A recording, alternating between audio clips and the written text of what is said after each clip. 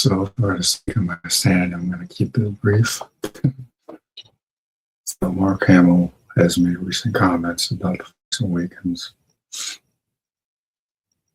You see on the screen here, it says that Mark Hamill says Jar Jar Abrams told him Star Wars is not Luke Skywalker's story anymore while making The Force Awakens. That really explains a lot with how Luke was baffled, how Mark was baffled. Everybody's role in the film except for his, because he doesn't have a role in the film. Screen icon Mark Hamill has revealed that filmmaker Jar Jar Abrams told him on the set of Disney Wars Force Awakens when he was questioned about Luke and Leia's lack of shared screen time. Disney Wars Force Awakens played it safe in 2015, delivering a rehash of Star Wars, and got fans talking about the fact again, and there were countless theories about Jar Jar Abrams made one huge misstep. Not just one. After convincing Mark, Harrison Ford, and Carrie Fisher turned Star Wars, the trio never shared the screen. Han Solo and Princess Leia relationship ended. While Skywalker had vanished, Ford and Fisher had a couple of screens together, but Luke never even spoke. Not seeing the iconic trio on board of Millennium Falcon together was a missed opportunity. And following Fisher's passing in 2016, and the fact that all three characters are now canonically dead, the moment has obviously passed to make it happen. During a recent actor roundtable with Hollywood Reporter, Hamill revealed what he was told when he was questioning Abrams' decision. I said, aren't we going to have a moment where all three of us get together to raise the roof? It'll only take 30 seconds, actor recalled. And Jar Jar said, oh, Mark, it's not a Skywalker story anymore. No, really? Is that why you made like a rehash of the original film? Dope. Not only Jar Jar Abrams called himself a Star Wars fan, he doesn't know anything about what actually made Star Wars iconic in the first place. While the spotlight had shifted to Rey, Finn, Poe Dameron, and Kylo Ren, aka phony ass South Guys, it still feels like a missed trick and a waste of three iconic actors. I mean, it's clear the only reason he brought him back was for that he actually had, I doubt he had any actual plans for them. And nobody's going to watch Star Wars without the original trilogy characters. Not after 15 years since the prequel. So for that, they played their part in bringing in money to the box office, but after that, it was pretty much get rid of them, really. Like an idiot would do. I guess that's way back for Rise of Palpatine when taking a dump on the franchise. Unlike the Star Wars prequels, love for the sequels hasn't exactly increased over the past decade. The last third of Rise of Palpatine proved even more devices than Disney Wars Awakens. Though Hamill did get a second chance with The Mandalorian, and they did nothing but the same. And just goes on to say that he's talking about how he might give Lucas some permission to use his likeness when he's gone. And I'm like, that sounds kind of creepy. I don't know how much I would feel about that. Just rehashing the same point that a lot of us have still want to right now. This franchise is done. These comments don't surprise me at all. Jar Jar was an idiot. His entire career has been copy and paste. I want to be the next Steven Spielberg, but he failed to do that repeatedly.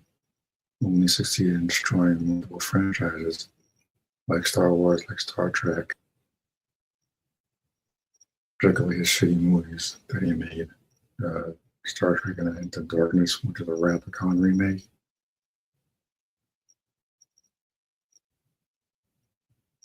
Or like to actually bring back original actors and then not utilize them, and never have them on screen together, is pathetic. And then there was that one moment at the end of the film where Leia walks right past Rebecca and goes to give Rey a hug, the kid she just met 5 minutes ago. Just, there's no words for that. Really? I was like, she just met a kid. She's known Chewie for years. And there's, I don't even know what else to say at this point. It just confirms that Mickey Mouse Wars never had a plan. Kennedy only hired Jar Jar because he was on board with her stupid agenda. She hired Roundhead because he was on board with stupid agenda.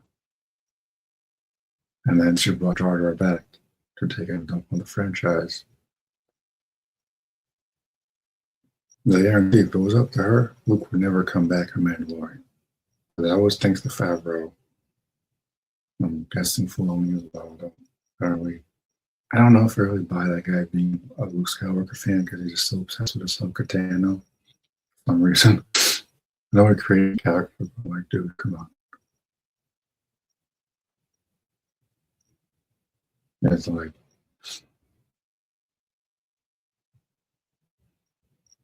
those words alone on top of this article just proves everything that this franchise has done. When people say the best thing Mickey Mouse has done in the last decade is some random dude who got blown up in the only film he's ever been in, that's kind of sad. The best thing Mickey Mouse has done is the Andor show. I'm like, and I'm Batman. Like, cry me a river.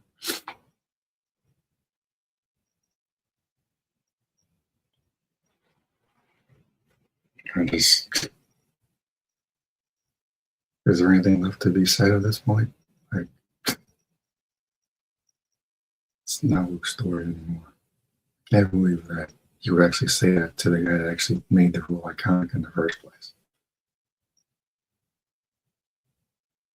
It's not Luke's story. I'm like, are you serious? This explains why no one, well, I'm going to say no one, there's definitely fans of the Disney Wars era. You know, good for y'all. Never going to be me.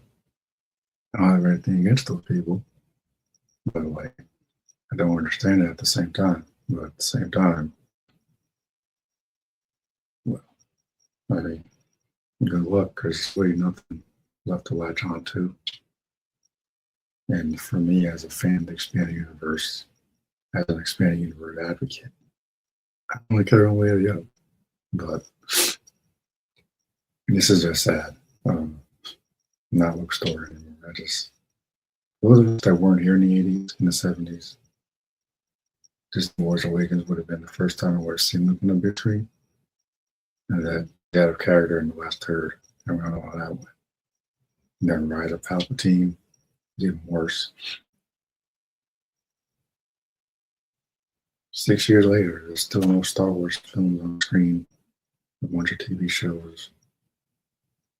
And like, most of them are forgettable. Yeah, it's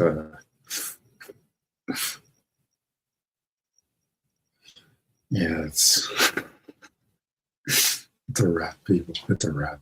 The